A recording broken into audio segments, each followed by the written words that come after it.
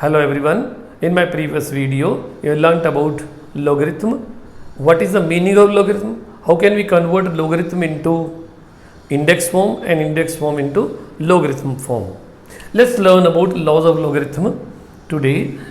See, the first law is log of a with base a is always equal to 1. I told you, but the only thing is a is to be always greater than 0 because log exists only for the positive numbers and not for the negative numbers.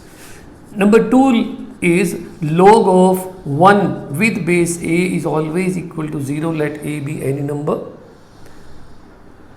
Number 3, we have log of m into n with base a is equal to log m plus log n with base a. The fourth law is log of m upon n with base a is equal to log of m minus log of n, base will be a. Number 5, we have log of m power n with base a is equal to n into log of m with base a. Sixth, we had log of b with base a into log of a with base b is always equal to 1.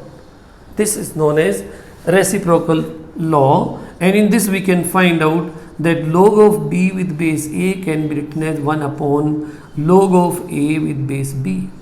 The base and numbers have been changed. Next law is number 7. We have, if we want to change the base of any number, suppose we have log m and the base is a, and we want to change it to base b, then we can write that this log of m with base b will be equal to log of a upon b, means log of m with base b divided by log of a with base b. This is known as the law of changing the base, in case we want to change the base. Next is, there is always a confusion of finding the value of log of 0. What is that? Here actually somebody says it is infinity, somebody says it is minus infinity, somebody says it is plus infinity. Remember, it is minus infinity if a is greater than 1.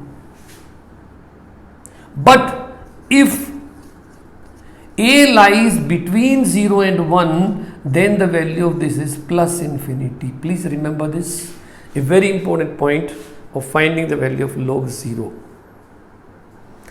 Then suppose we have one more question. A to the power x, as we know, is equal to m. This implies that log of m with base a is equal to x. If I write the value of x from here in this, then what will happen? This will give you a log of m with base a is equal to m. This becomes another rule, that if we have log of m with base a as the power of a, then it converts into m. These are the laws of logarithm we should know, and then we can do any question based on this. Thanks for watching my video. If you have any doubt or comment, leave them in the comment box and I will get back to you.